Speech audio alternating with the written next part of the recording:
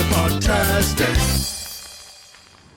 Good morning, MegaPodlings. It's Krazy Joe, back at the Regal on a warmer than usual January night. I know I was here the other day seeing the 355 during the day, and it was freezing, but it's not that cold right now, thankfully. But we're here, back at the Regal, and we are here to see a movie called Scream. And that is frankly a stupid title. This is the fifth Scream movie. It's Scream 5. But they opted to keep the number 5 out of the title and give it the exact same title as the original movie.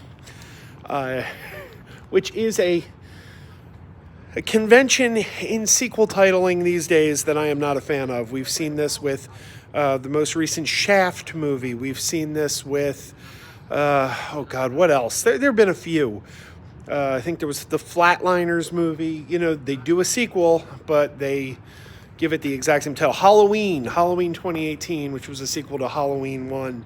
It's really stupid. I hate it. I wish they would stop doing it, but it's where we are. So we're seeing Scream 5, which is confusingly titled Scream. But I'm excited because I really like these movies. So let's go and check this out. The door is already open for me. Here we go. Okay. We are in Theater 9. If memory serves, we were in Theater 8 the other day for the 355. So we're going to the very next theater over. We got a couple minutes. Let's check out the game room. I don't think we've ever come in here before. Hello. Hey, how are you? Terminator 2. Space Invaders. Super Bikes.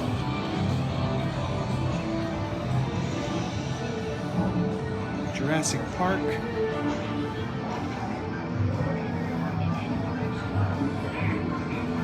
I have to admit, most of these games do not excite me. I prefer the old school 80s games. The Space Invaders probably would excite me the most. So Skee Ball, there's a classic. Ooh, bowling. That could be fun. Connect 4. Need Pac-Man. We need Pac-Man and Donkey Kong in here. Still pretty cool.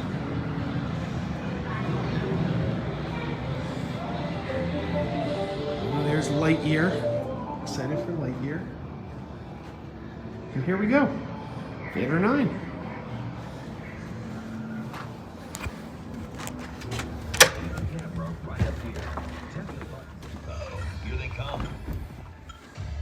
Let's see how crowded it is for opening night.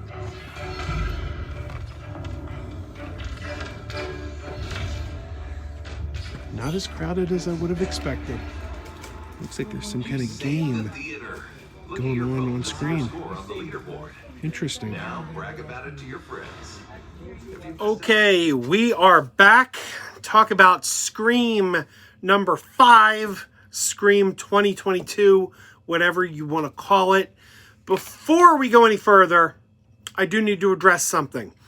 In the beginning, as I was walking into the theater, I complained about the title of the film and how they don't put the number 5 in the title. I said I hate this convention of giving a sequel the same exact title as the original. I'm not a fan of it, and that is true. I am not a fan of it. In this instance, it makes sense. It makes sense. It's actually a part of the plot of the story, really. And they reference it in the movie. They reference the fact that these sequels don't put the number in the title. There are fans in the movie online complaining because the new Stab movie didn't put the number in the title.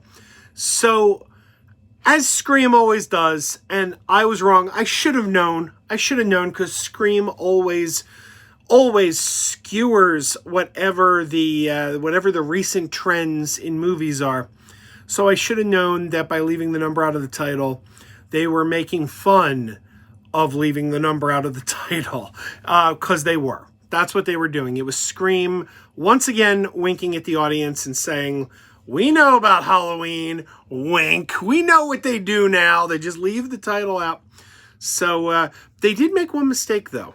They did make one mistake. In the movie, they do reference the legacy sequel, like Halloween, that leaves the title out, versus a remake. And they mentioned Flatliners as a remake. Flatliners was not a remake. Flatliners was a legacy sequel like Halloween. Kiefer Sutherland was actually back in the new Flatliners, reprising his original role. So Flatliners does not fit the bill. Scream had that wrong. But that's okay. What do I think of Scream 5? Well, and I'm going to continue to call it Scream 5 for shorthand because, you got to know what I'm talking about. I'm talking about the fifth one. First of all, I love this franchise. I just recently revisited the original film on 4K. Just came out on 4K. Never looked better. Never looked better. They got to get 2, 3, and 4 on 4K. I have a feeling they're going to put out a box set when Scream 5 comes to physical media. I'm betting they're going to do a 4K box set of all 5 films and force me to rebuy the first one again. Bet you that's what they do. But before going into this, I rewatched all 4 Scream movies.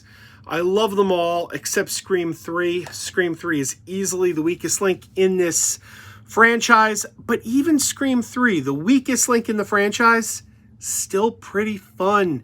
If that's going to be your worst chapter, you're not too bad off. When that's your worst chapter, when your worst chapter is that entertaining, things are pretty good. But I'm a big fan of the first 4 Scream movies, especially 1, 2, and 4. So I was really excited going into this. I love this franchise. Couldn't wait to see where they went with it. I loved Ready or Not, because the directors of Ready or Not have taken over the franchise for the late Wes Craven. And I gotta say, man, they did it. They did it. Once again, the Scream movies have skewered what the latest trends are. The original Scream was very much on the rules of surviving a horror movie. Scream 2 dealt with the rules of a sequel.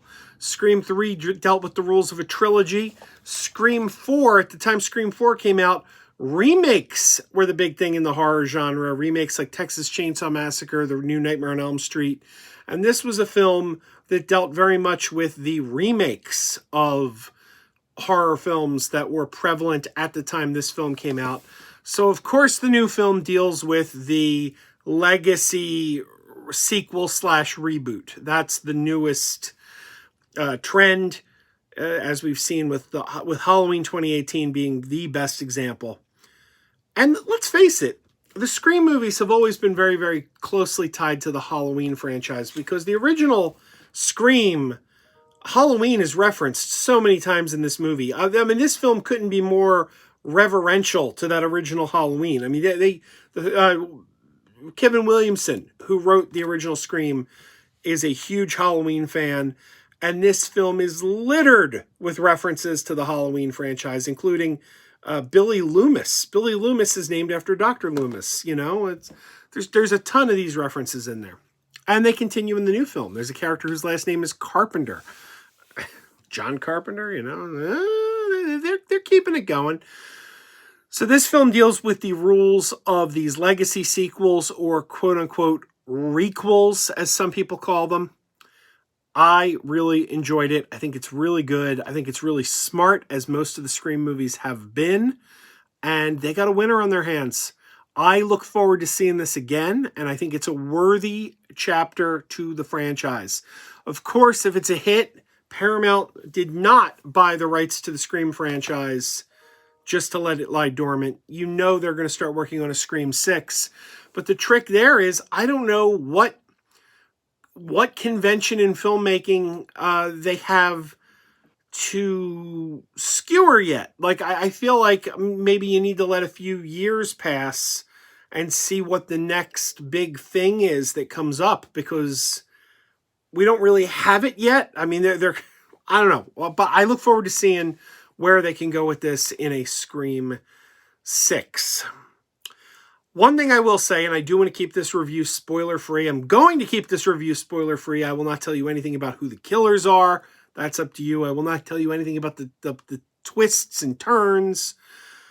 But one thing that I enjoyed, and I'm watching YouTube pretty closely. I'm surprised I haven't seen any videos yet complaining about the new Scream movie, because I'm convinced we're going to be seeing some YouTube videos from some of the more seedier elements in YouTube. Just they're going to hate on this movie. They're going to hate on it because this movie really, really, really mocks a certain demographic of the fan base.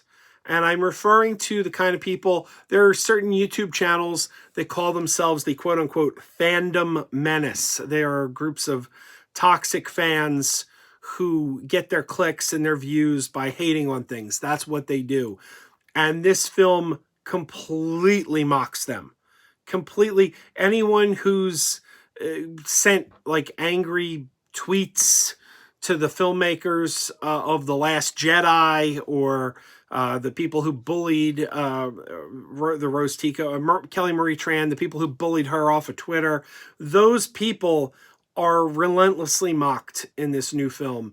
And I'm expecting any day now to see the videos where they come out talking about how this film, quote unquote, attacked the fans. Because it's coming, man. It's coming, because this movie does not paint them in a good light. In fact, very early on in the movie, and this isn't a spoiler, but very early on in the movie, they do make reference to the fact that the movie Stab 8, and the Stab franchise is, of course, the fictional series of movies within the Scream franchise. But the angry internet fans were mad because Stab 8 was directed by Rian Johnson. And Rian Johnson, who directed Star Wars 8. But Stab 8 was directed by Rian Johnson, and he crapped all over the franchise and ruined everyone's childhood. So that's a running gag throughout the film. So the new movie is not kind to that demographic of the audience, and I'm sure we're going to be seeing them with their angry videos. Scream 5 attacked the fans. You can see that soon. But I love this movie. I really approve of it. Where does it fall on the Scream? Scream 2 is still my favorite Scream movie. Scream 2 is still my favorite, with Scream 1 a very close second. I'd say Scream 5 is neck and neck with Scream 4 for third place. I don't know which is better. Scream 4 is really good. Scream 5 is really good. Either Scream, I got to think about it a little more, man. I got to think about it.